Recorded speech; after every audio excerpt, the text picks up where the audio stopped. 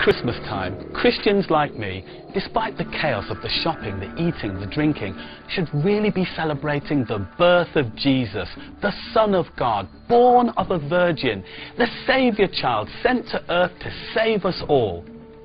The story we have been told for over 2,000 years that is supposed to be exclusive to Christianity. But what if I were to tell you that the story of Jesus wasn't quite as unique as you might have thought? That the Hindu god Krishna also had a miraculous birth and was also attended by angels and shepherds.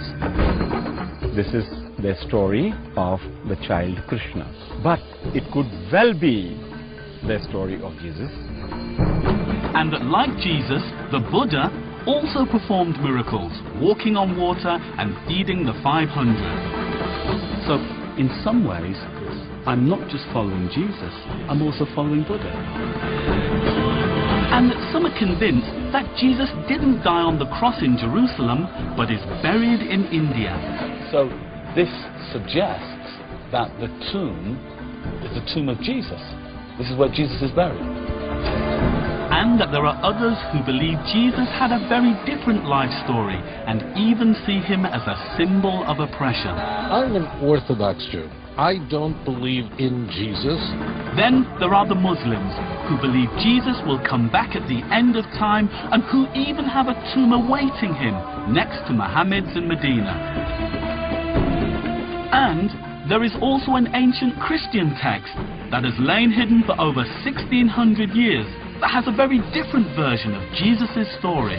If there are so many different stories like Jesus's, which one is the real deal? I'm going to do what most Christians fear to do. Go outside the Christian tradition, on a journey from Jesus' traditional birthplace in Bethlehem to the foothills of the Himalayas, from ancient Egypt to modern-day India, to find out about these stories, investigate their origins, and uncover who Jesus really was.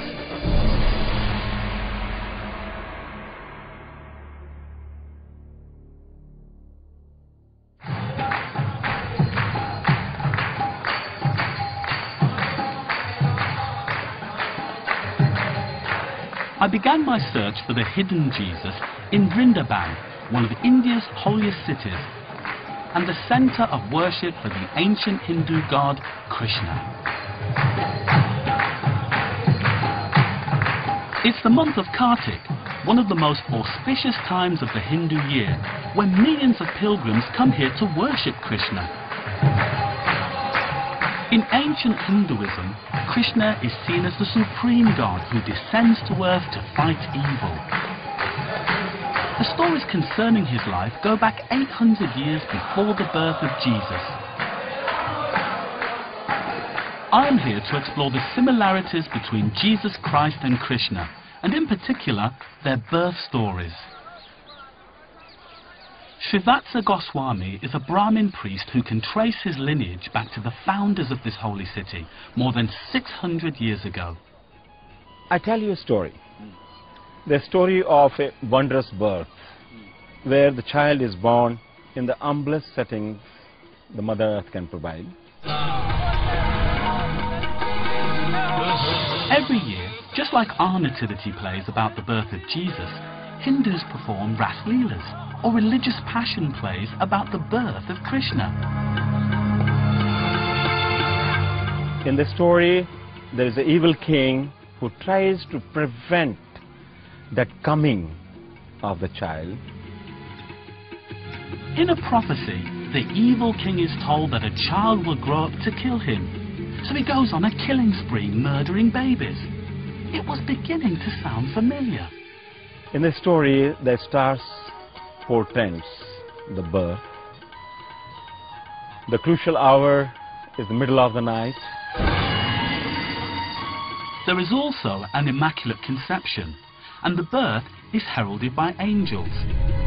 While the evil king's guards sleep, the father is told to flee with his family.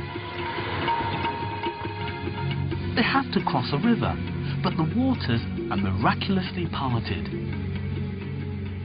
You might wonder, whose birth story is this?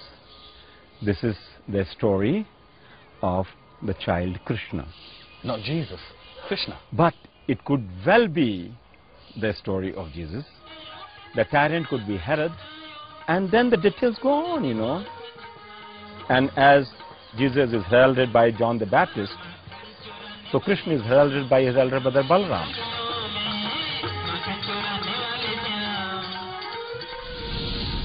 And the same story, you know. So I mean, Same story. I mean, this is absolutely amazing stuff, because most Christians, when they see the Nativity every Christmas, December, they think this is unique.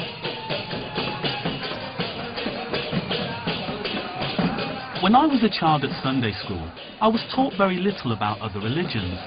Instead, I was told repeatedly that the Christian story of Jesus was totally unique, and that there was only one way to salvation, through him. Anything else was entertaining evil.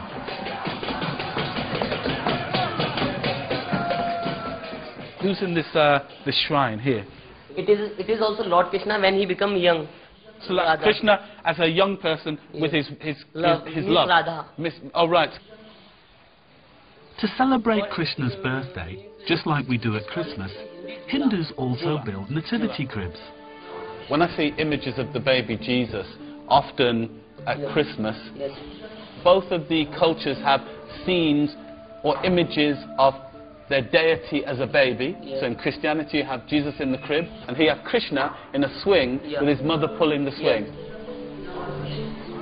The more I looked at it, the more similarities I found between Krishna and Jesus.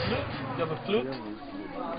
And the more I realized that Jesus' story may not be unique. Ah, that's it, that's Krishna.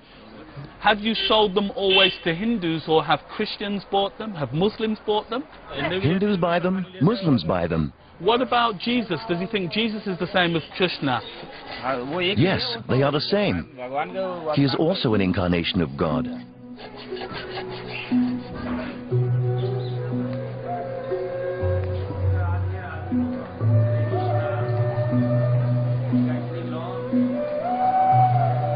Christians go on pilgrimages to places connected with the life story of Jesus. Hindus are encouraged to visit the holy sites connected with Lord Krishna and his many miracles. One of the holiest is Radhakund, where Hindus come to take ritual baths. I caught up with a group of Hare Krishna devotees, led by Dibandhu Das. There are lots of similarities between the life of Jesus and the life of Krishna. Did you think they were similar in other ways? In part of India, the dialect, they say Krishna, Krista.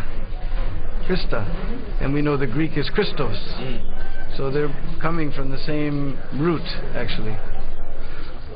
So not only are the birth stories of Krishna and Jesus very similar, in at least one Indian dialect, it seems that even their names sound the same. As Krishna says, every living being is my son, so in one sense we're all sons of God. Jesus was an obedient son, so therefore he's called the only son of God, because we're here because we're sinful. So, and there's no question of sin for Jesus. He was pure from his birth.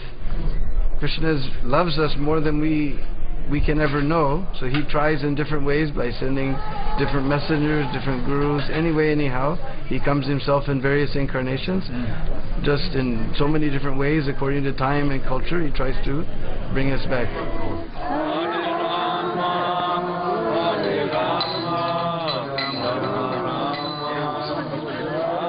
I was taught that throughout the Gospels, Jesus told his disciples to forsake all and follow me. Now I find it's just the same with the followers of Krishna. They also believe that by chanting Krishna's name over and over again, they will get closer to him.